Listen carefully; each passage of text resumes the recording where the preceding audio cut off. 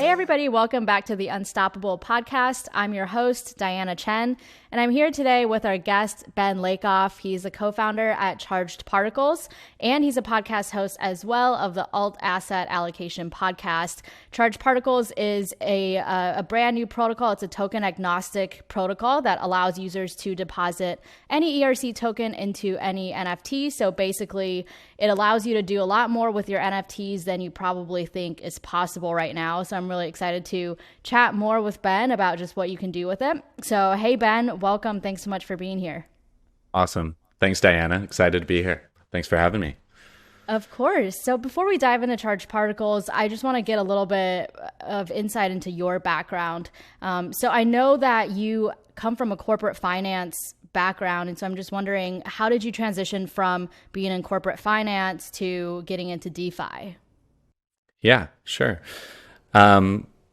Well, so I think like a lot of people, when I first heard about crypto, I kind of dismissed it. But it was more late 2016. I was living in Bangkok, working in corporate finance, and started thinking I wanted to go down the more startup entrepreneurial path.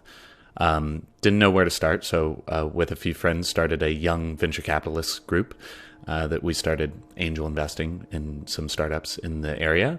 And actually one of the first angel investments I did was called TDAX. So it's the Coinbase equivalent in Thailand, so a regulated crypto exchange. So that kind of kicked me off down the path into crypto. We started another company that was a trading platform called Intelligent Trading Foundation.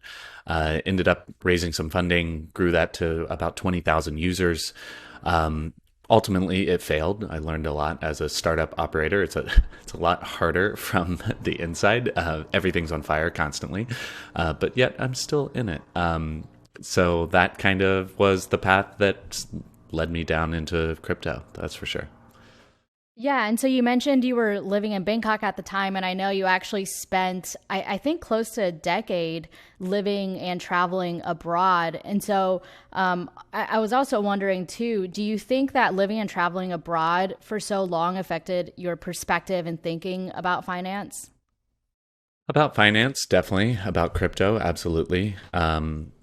Yeah, it's a big world out there. And I think living in the US and having access to credit and credit cards and bank accounts and all of these things that work very easily, it's just an assumption, and we take it for granted here, but it's not the same globally. So certainly helped shape kind of my perspective. That's for sure. Got it. And then how would you explain DeFi to somebody who didn't get the bug during DeFi summer and is kind of just starting to explore what DeFi is?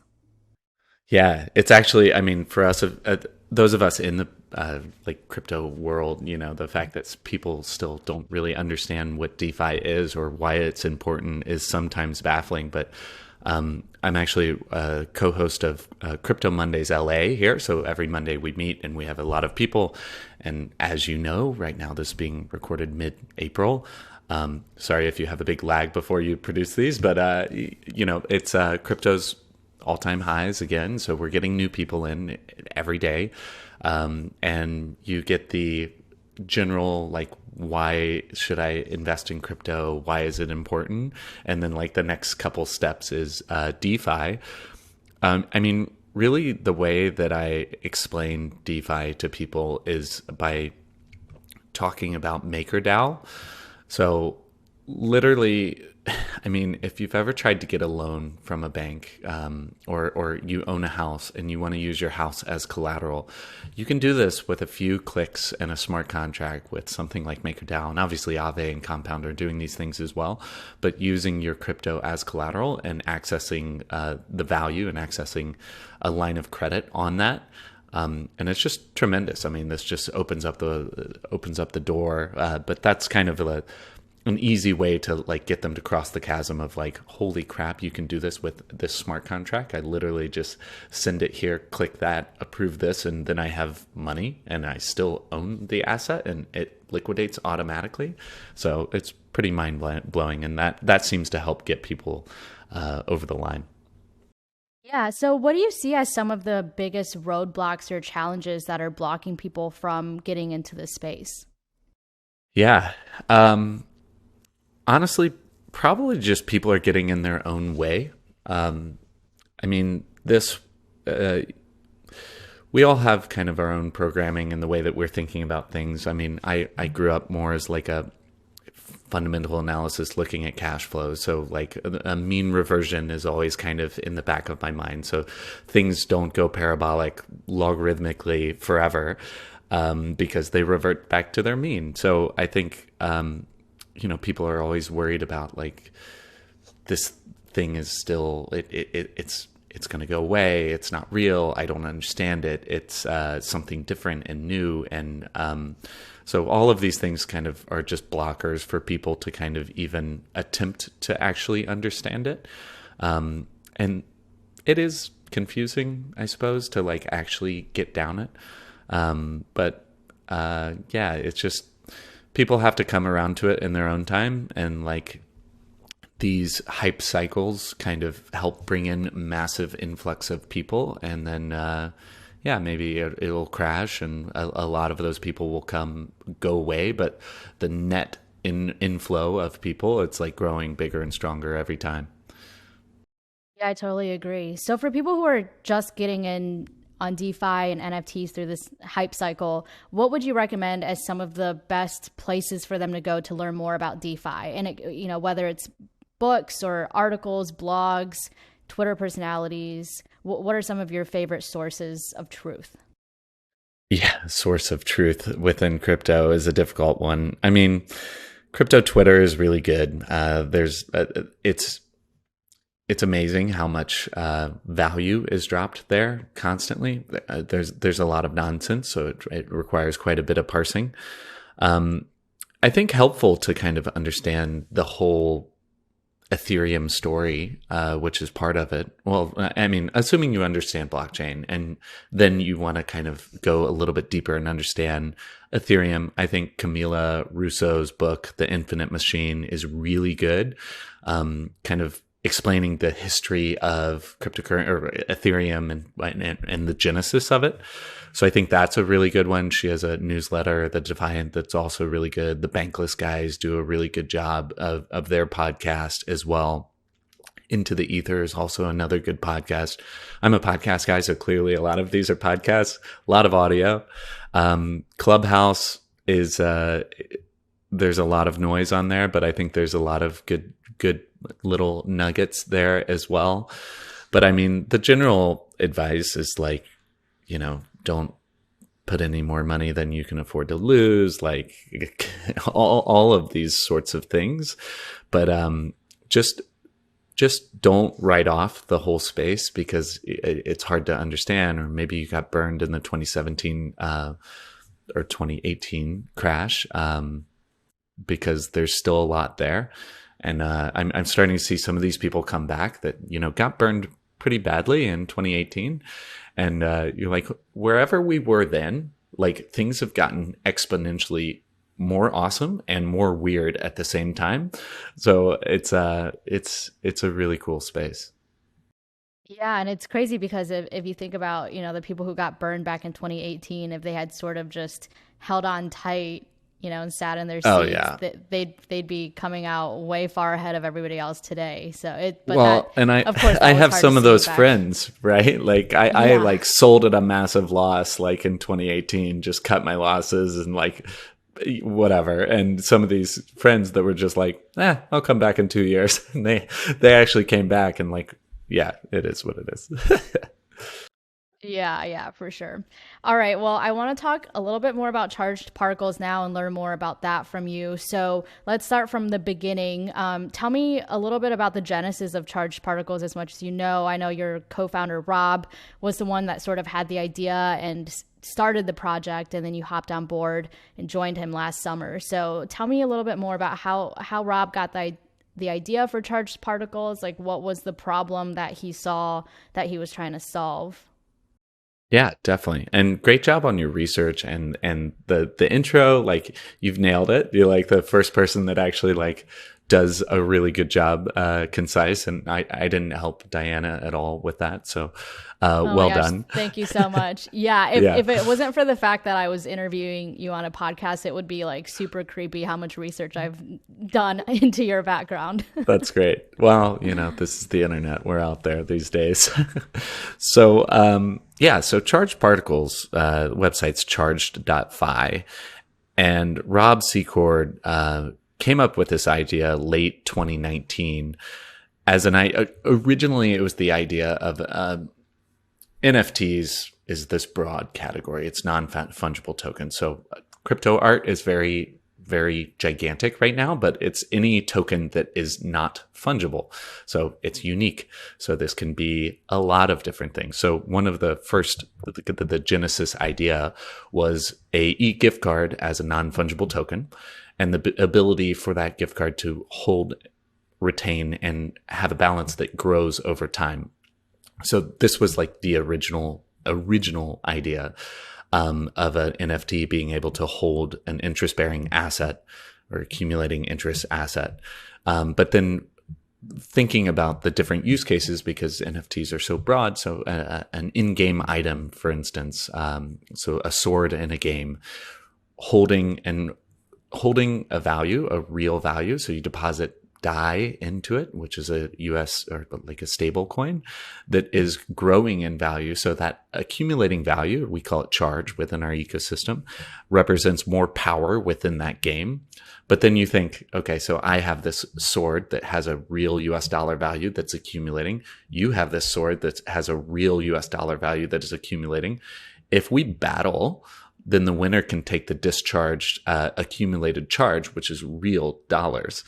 But yeah, so there's a lot of use cases. We're NFT agnostic, we're interest bearing, like liquidity provider agnostic.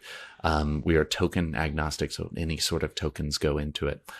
So there's a lot there, but that's the genesis idea. So Rob was thinking about this in late 2019, which is well before like kind of this current DeFi or NFT boom. Yeah, for sure. That's super impressive. So then you got involved with this last summer. How did you sort of get connected with Rob? And then what was it about Charged Particles that really drew you in? Yeah. So I joined the Gitcoin Kernel Virtual Accelerator Program. So for all the listeners out there, highly recommended if you're interested in learning more about Web3 or building something within Web3. Go to Gitcoin Kernel. I don't know the URL, but we can drop it in the show notes. Highly recommended. I applied for Block 3. Oh, you definitely should. I've been just sharing it widely. I came back as a mentor in Block 2, and I plan on being involved for a very long time. Love those guys. Love what they're doing for the space. But I had met Rob in Gitcoin Kernel, the Genesis block, the first one. And yeah, so this was summer, like June, July of 2020. Time is so relative these days, I feel like. And he just captivated me with the idea. He had a proof of concept that was, buggy is a proof of concept, but the idea of having an NFT that you can deposit an interest-bearing asset inside of was really interesting, which is a pun, I know. But yeah, we started jamming on that, and both of us, he was busy with building out Pool Together V3, which is also live, so pooltogether.com. Super awesome project as well. So as soon as he kind of shipped that last update, we went full time on Charged Particles. So that was October 2020, and have been hard at work ever since. Wow. What a story. Okay, so let's dive a little bit deeper into how it works and some of the use cases, especially is what I'm interested in hearing more about. So you had mentioned the example of, if you have a sword, I have a sword, and we're having this in-game experience. What are some other examples of use cases that users could use Charged Particles to sort of have a better experience or a deeper experience with NFTs that goes beyond just buying, selling, and storing and displaying their NFTs? Yeah. So Charged Particles were a protocol, and then we have a dApp. So the DApp, decentralized application, is for crypto art. So any NFT that is crypto art, you can go to our platform. You can mint an NFT. So you can create an NFT, ERC-721, and then you can deposit tokens inside of it. So if you are a creative and you have a social token, you can time lock, you can put social tokens inside of this NFT and time lock it for a year and auction these off to your community. So it's a better way of like engaging with your community. Here's this NFT that I've created. Oh, by the way, it's got my social token in it that's locked for a year. You can deposit other NFTs inside of this NFT. So you can create this like Russian doll of an NFT, owning an NFT, owning another NFT, all the way down. And then you can also have interest-bearing assets inside of it. So some of the use cases there is anybody else can deposit interest-bearing deposit tokens into your NFT. It effectively gives your NFT a smart wallet that you can deposit tokens into. So you can have a portion of the interest generated always going back to you, the creator, like an artist royalty. You can have a portion going to a third party, like a charity. And it just creates this new token dynamic of having an NFT that's also accumulating interest inside of it. So that accumulating interest can trigger something else, like the sword power in the game, or with art, it could trigger the image of the NFT itself. So as somewhat changing the image as more interest accumulates. So that's just with the current DApp. And then at the protocol level, it's NFT agnostic. So we'll quickly spin up additional dApps, kind of look and feel of what we have now, but targeting a lot of different things. So yeah, it's a really fun creative space. And yeah, encouraging anybody that has any ideas with this, like these building blocks that we're providing, to reach out. And we're always looking for crazy new ideas, because a new one comes up every time we talk about it. That's for sure. For sure. Got it. Okay. So just to make sure I'm understanding it correctly. So basically, if I had an NFT that I was holding within Charged Particles, say I'm an artist and I created this NFT art piece, and I have it time locked. So, let's say in a year, or can I also have it time locked so that it's like after I get X number of tokens deposited into my NFT, that would unlock the next level of my art piece. So maybe right now it's just like a 2D artwork. And then if I get, after a year, or after I get a certain number of tokens deposited, then it turns into 3D art or something. Is that basically how it works? It is. Right now, it's just time-based unlocked, but value-based unlocked is definitely on the roadmap, because we think that's super cool as well. But yes, that's exactly it. Got it. And then another feature that you guys have is programmable yield. What does that mean exactly? Yeah, so this NFT becomes a basket or a container that holds other assets. Some of these assets can be interest bearing. So we have an integration with Aave, also with Compound. So these assets can start generating interest within your NFT. Well, this interest, a portion can go to a different wallet. It can go back to you. It can go to the creator into perpetuity. So whoever it's important to note that the NFT is still an ERC-721, fully transferable, non-custodial NFT. You can sell it on Rarible, OpenSea, all these other secondary marketplaces, but it has this ability to hold other tokens. So if they're generating interest, a portion can go back to me, a portion can go to a charity. You have this ability to program where that interest stream is going to give you a little bit more flexibility. Got it. That's very cool. So who's like the audience that's using Charged Particles right now? Is it mostly just like crypto natives that are deep in the space, or have you been able to get some, newbies to the space on board as well? Yeah, so our niche is definitely people that are a little bit more crypto native. I mean, my own family, like for the past year, I've finally got them over the line to like understand what an NFT is and why it has value. So I mean, that's a big step for a lot of people. And then you kind of blow their mind when you say that, okay, that NFT, that, there's the T, it's a token. So then you can put other tokens inside of it, which can be other NFTs or other interest-bearing tokens, which, also blows people's minds at times. So it's very difficult to go like full-on normie with this. A lot of the use cases to date, so we've had about $1 million of sales of NFTs on the platform, and it's a novel new use case. So it's a way to differentiate your art piece from all the long tail of NFT creations that are happening. So we just are going live today or tomorrow with the NFT within the NFT. So all these features are at the protocol level, and we're adding them in kind of one by one at the in the dApp, in the UI. So going live today or tomorrow is nesting an NFT within an NFT, and we have some people lined up to do some really cool stuff with that. But depositing social tokens in ERC20 went live a couple weeks ago at one of our metaverse parties. So we had a bunch of creatives with social tokens, locking a bunch of social tokens. We had somebody with a billion of their tokens inside of it.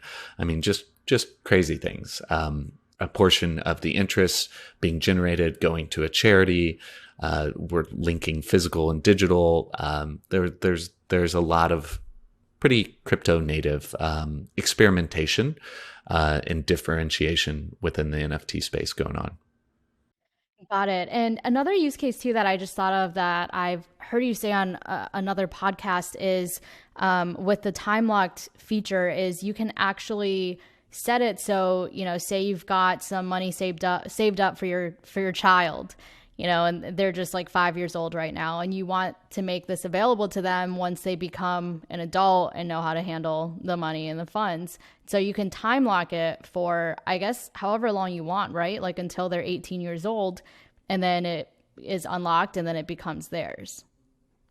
Yeah, exactly. So, and I mean, the time lock in the UI, I think we've limited it to a year because so if I time lock it as the creator, I can change it again if I still am the creator and I have it. But if I sell this to you, the time lock is set.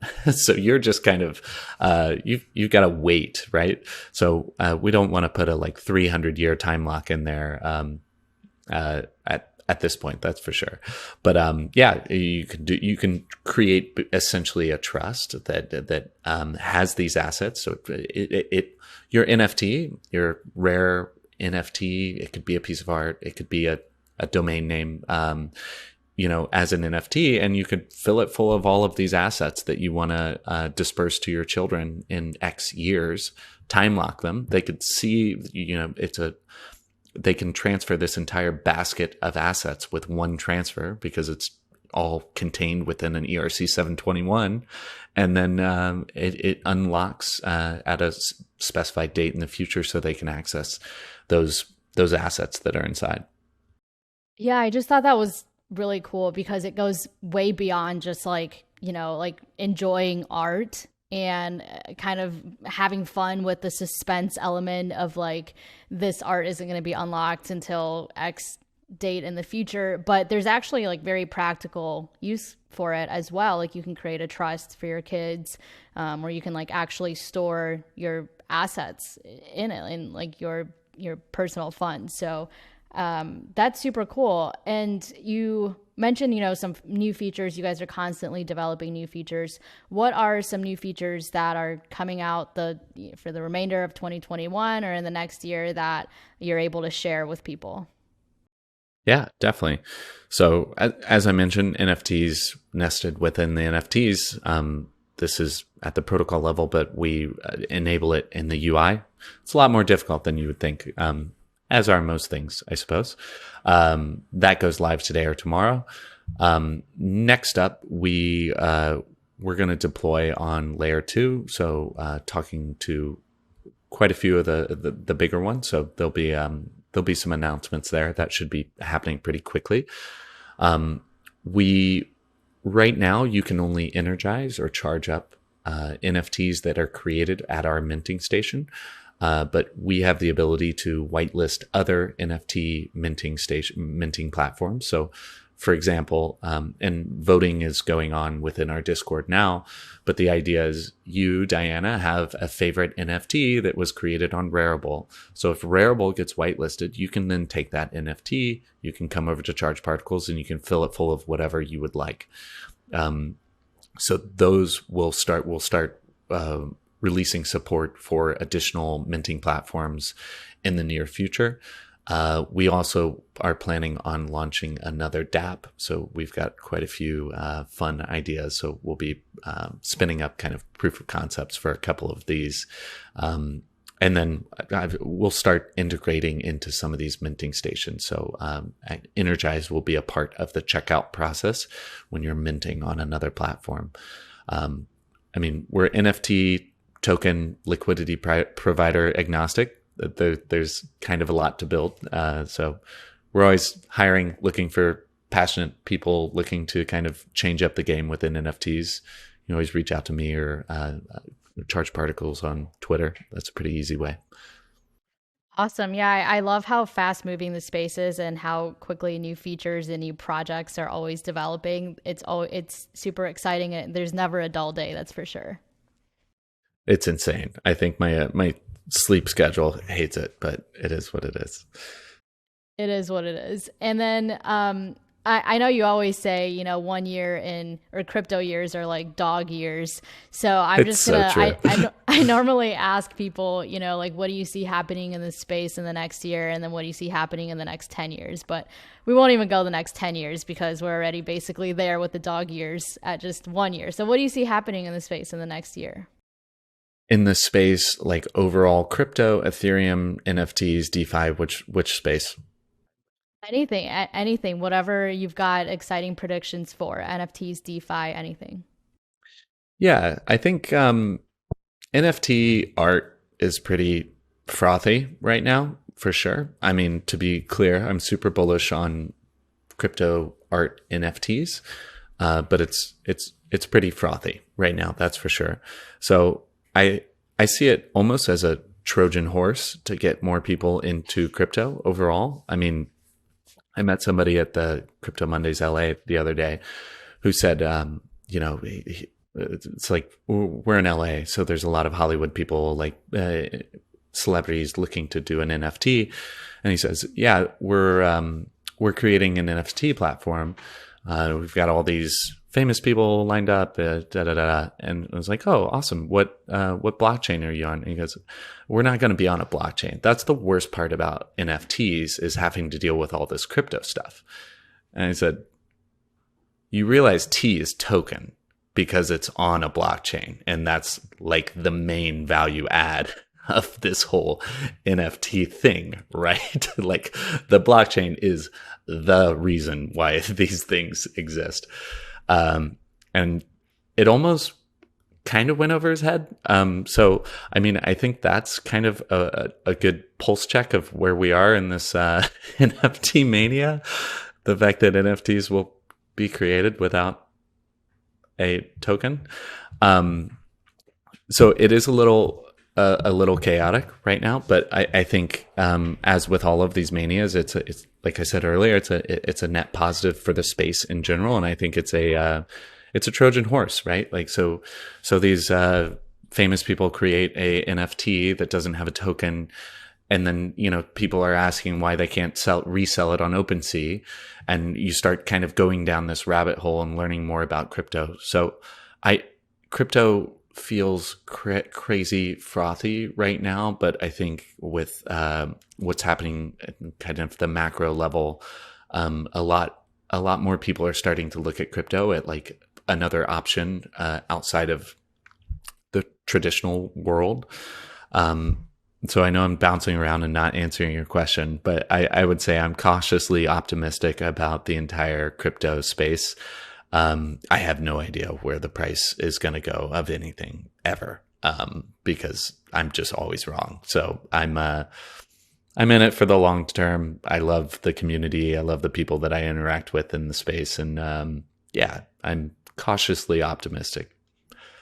Yeah, it is pretty trippy, right? Because you're on crypto Twitter for part of the day and you're seeing all these smart people tweeting, really sophisticated thoughts about the space. And then you go and talk to your real life friends who aren't in the space, and it's just like the gap there is so huge, and you're like, I was just getting excited and thinking that we were moving so fast in the space, and now I'm, reality check, like, no, a lot of people Oh haven't yeah. even gotten 1 foot in the door yet. Yeah. So Yeah. yeah, that can be a little trippy. But one thing that, if you are part of the crypto Twitter world, that we're seeing is that people are sort of moving on from NFTs and talking more about DAOs, and just like the concept of community and all of that in general. You actually are the founding member of a DAO called nfDAO, and that is a DAO to fund and support NFT projects. So tell me a little bit more about that. Like, how did you get the idea to form this DAO? Like, how is it structured? How many people do you have? All of that stuff. Yeah, sure. Yeah, so I guess in terms of like predictions, I think DAOs, decentralized autonomous organizations, and social tokens. So around this idea of community and different ways of like engaging with them and collaborating. I'm pretty bullish on both of these things. So nfDAO, I mean, I don't know if I'd call myself a founding member, but I was one of the earlier people that kind of raised their hands. But there's definitely there's a small group of people, and I played a very small part because I'm very overworked on a number of different things. But I'm very supportive when I can be. So the idea is that it's a DAO, a decentralized autonomous organization, to support NFT projects within the space. So individuals can join. You pledge $100, and organizations can join. I think it's $6,000. And then this money goes into a pool. And then part of the whole DAO spirit is you have voting shares.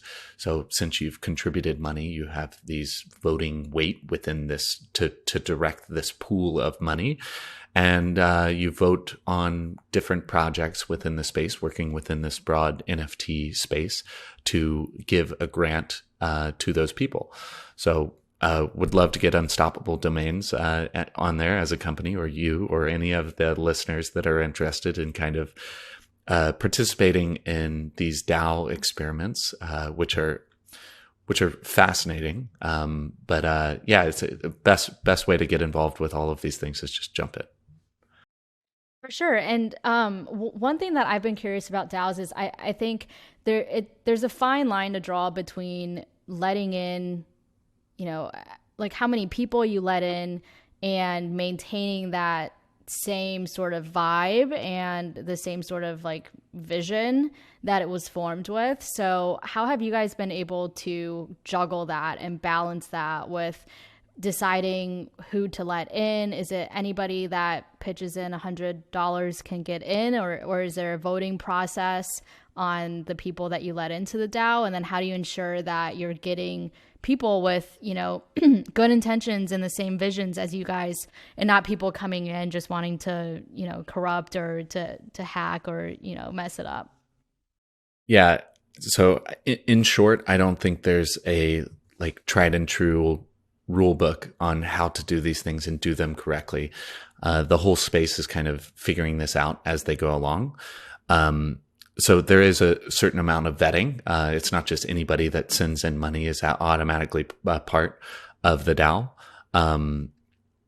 So yeah, that's kind of the short answer. I think in the long term, or my lawyer always says that like in the short term, we're probably fine. And in the long term, we're probably fine. But it's that midterm that you have to worry about with things like DAOs. So there's all these investment company acts that were enacted in the mid 1930s that you have to worry about. So if you have a group of people that's directing money, and if it's deemed as an investment, which as a grant, it's probably something different, but then it is deemed an investment company. It's treated as a general partnership, and everybody that's involved could be liable. So there's also quite a few legal things to think through, especially if you kind of scale this DAO up to something with more than 100 members. It kind of opens up a number of other issues and potential. Yeah, for sure. And your lawyer is Dave Rodman, right? Yeah. He was on the podcast not too long ago. Yeah. Yep, exactly. Okay, cool. Yeah, I think it's definitely fascinating. And like you said, there isn't a rule book for DAOs right now, which is what makes it a little more interesting because everybody is learning. That's why I love talking to people about DAOs, like people who are involved in them, just to learn more about like how different DAOs are structured and organized and what's, sort of best practices that maybe we can learn from moving forward. Yeah, actually, so our first investment in charged particles was from the LAO, LAO.io, and they're a decentralized venture capital fund. So it's literally a smart contract investment club. There's actually an LLC behind it, open law. They do a lot of really awesome stuff in the space, but it felt very fitting to have our first investor be from literally a group of like a decentralized VC, which was pretty cool. Yeah, for sure. So a couple of other things I wanted to talk to you about that I thought were interesting, and it's not really related to charged particles specifically, is that you are also a podcast host. So you host the Alt Asset Allocation podcast. How did you get the idea for that? How long have you been podcasting? Tell us a little bit more about your podcast. Yeah. So this was a quarantine project. It's something I've always wanted to do. I think I started it in April or May of last year, 2020. I recorded like 40 episodes before I launched, thinking that I wanted to have sufficient backlog. It kind of spiraled out of control. So, it's the idea for Alt Asset Allocation was leveraging podcasting as a tool to have really fascinating conversations about topics that are very interesting to me. So it's amazing the amount of like cold emails that people reply to. Or at least this was the case last year. Hey, come jump on my podcast. I've done a little research. This is what I'd like to talk about. It's about alternative investing. Love what you've done. And I've had Jim Rogers on this on the show, Mark Faber. Like these are investing icons of mine as a child, and I got to sit down for an hour one-on-one and ask them the questions that I was most interested in about their work in 50 years of investing. So alt assets just means anything outside of the publicly traded markets. We do talk quite a bit about macro trends, which are quite important throughout every financial asset, but it includes things within crypto, real estate, gold, and then a bunch of way more esoteric investments as well. Very cool. I had actually a very similar experience with my other podcast, the Startup Podcast. I also started it last summer. It was a quarantine thing, and I was blown away by how, I guess, easy it was to convince people to come on my podcast. Like, I think people just really like the opportunity to be able to talk about their projects and talk about themselves and what they're up to. So for people listening who are thinking about starting a podcast, it's probably easier than you think it is.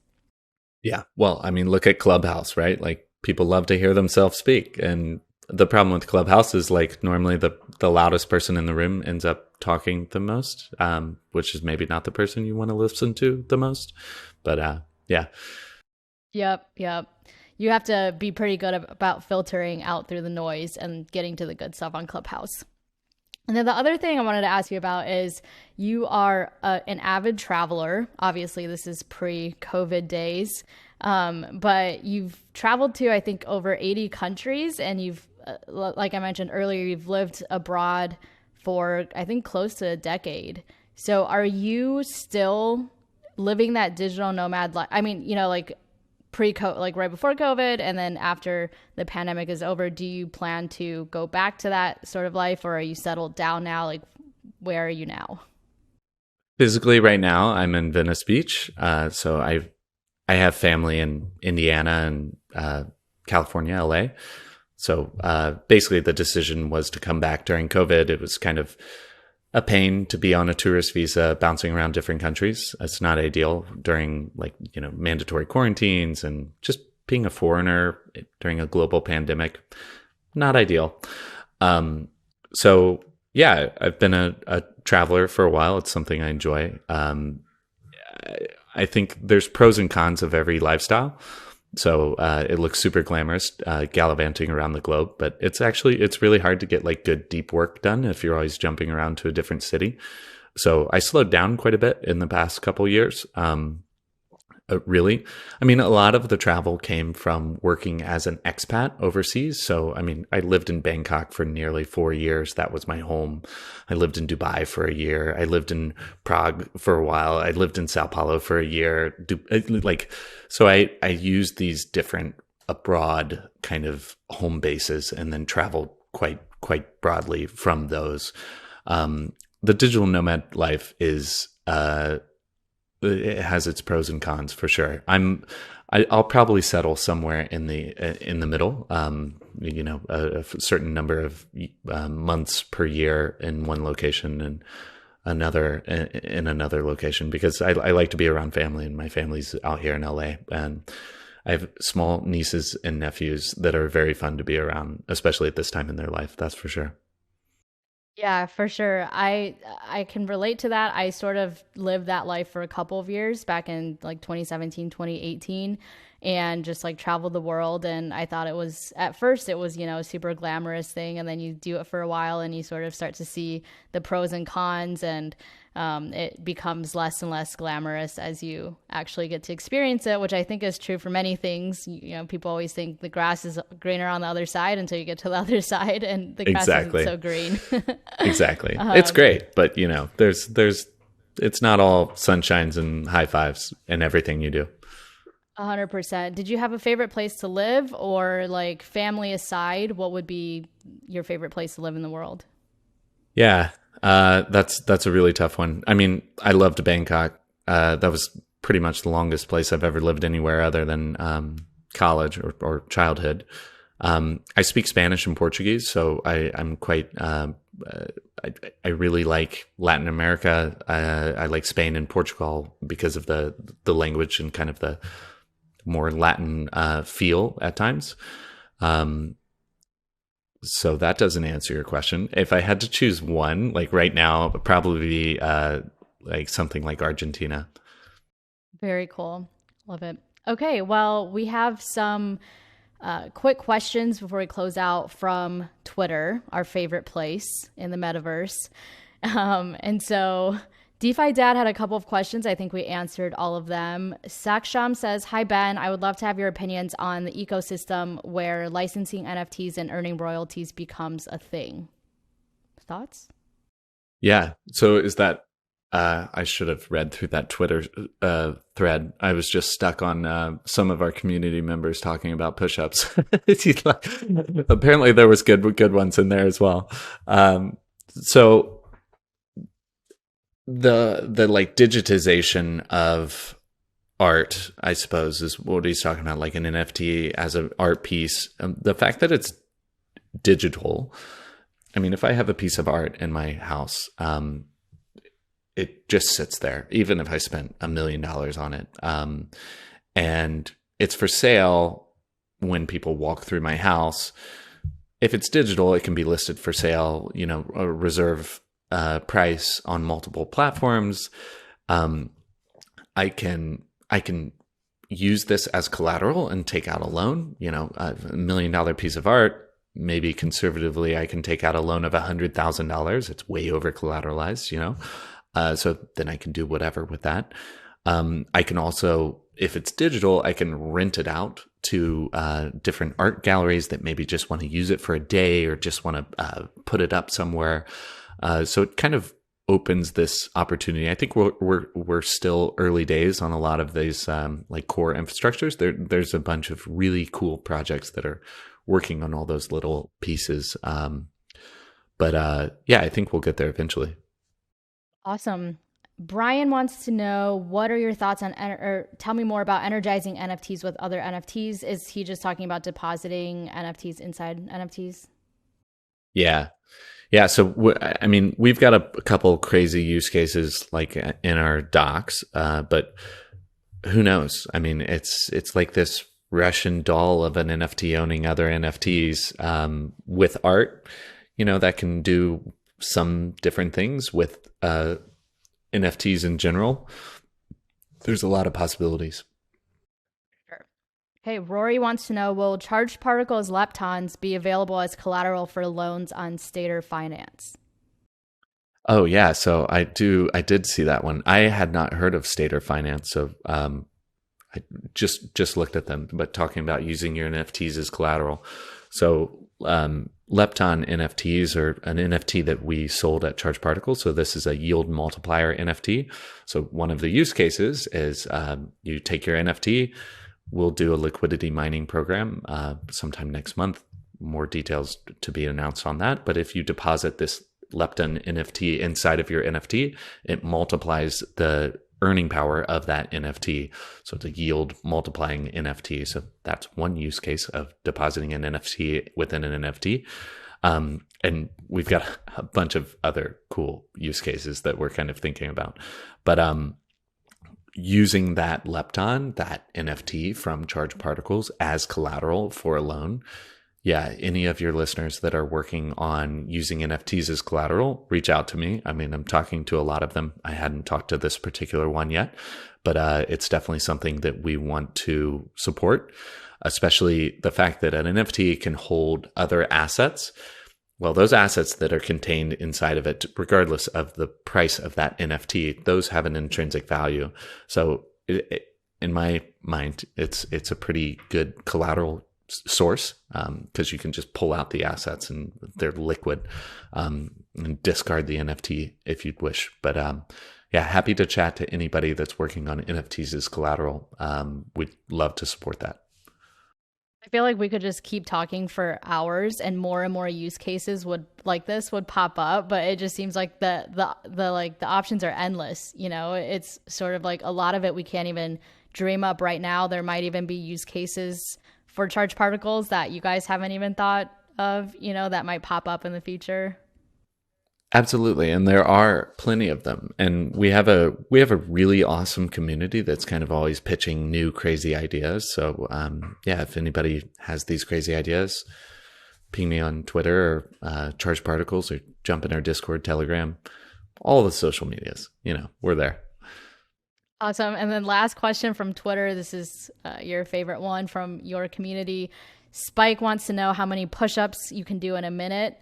Mango wants to know how many squats you can do in a minute as well. And Spike also says that, well, I'll let you answer that first. Let's see what your answer is.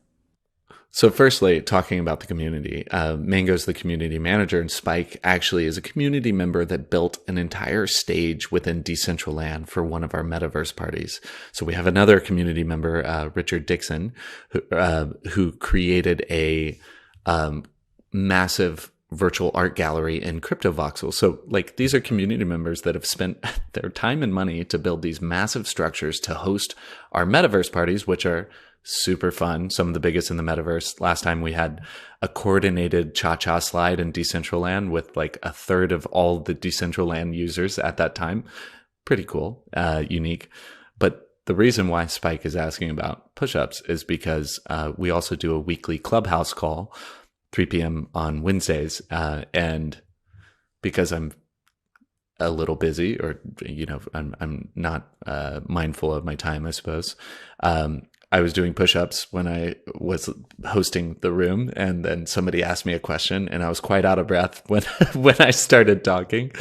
So I'm sure that's the genesis of it. Got it. So how many push-ups can you do in a minute? I have no idea. I don't know. That's probably 40? the right answer. Probably quite a bit. That's probably the right answer because Spike also says, please demand proof of workout if he throws out a wild number. Yeah, exactly. We'll do that in the after hours. So if you hold these NFTs, it unlocks bonus material that will be available after the show. A good use case of NFTs. There you go. There you go. Awesome. Okay, so this last segment I call Explain Your Tweet. This is where I go through your Twitter account and pull out some interesting or cryptic tweets.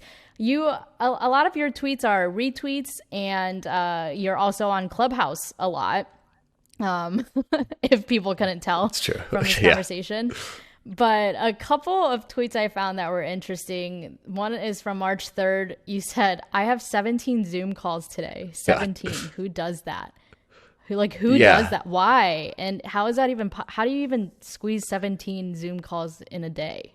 Yeah, the sad thing is, well, that was like my first tweet that ever really went viral. I think it had like over 100,000 impressions, something insane, which is rather embarrassing. You know, I do a thoughtful tweet thread and it gets like 10 impressions. So it always works like that, doesn't it? It's always like the dumb tweet that you just threw out for funsies that gets picked up.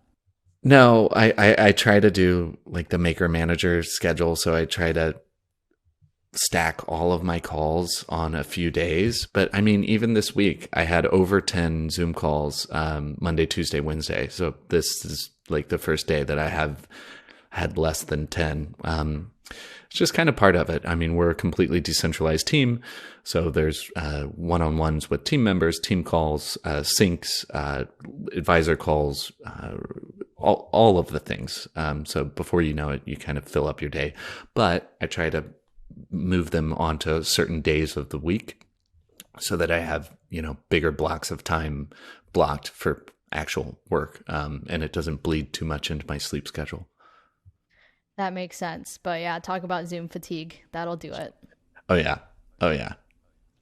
Well, thank you so much, Ben, for being here. I really enjoyed the conversation, and I'm really excited to see where Charged Particles goes and learn more about the new use cases that come out of it. Before you go, just tell people where they can find you if they want to connect with you personally, and also how they can sign up for or start using Charged Particles. What are some of the initial cool and interesting things that they can do on it? Sure. And thanks, Diana. I really appreciate it. This was a fun one. So to find me personally, it's at Ben Lakoff, Lakoff, on all socials. I'm quite responsive on Twitter. Something else, like if you want to meet me in person, actually all Mondays here in LA and Venice, you can find details there, Crypto Mondays LA. It's on meetup.com or on Twitter. You can find us there. And then Charged Particles, we're at DeFi NFT is our Twitter handle. We snagged that in February 2020 before a handle like that would be probably pretty valuable these days, which is pretty cool. The website is charged.fi. And from the website, you can mint an NFT. You can check out our marketplace and see all the other NFTs that have been minted. And then most importantly is you can energize your NFT. So deposit other assets inside of this NFT. If you're in LA, definitely go check out Crypto Mondays LA. Go say hi to Ben. And hopefully I can get myself out to LA soon too, once things start opening up again and we can meet. Thank you, listeners, for tuning in. And we'll be back again soon with another episode of the Unstoppable Podcast.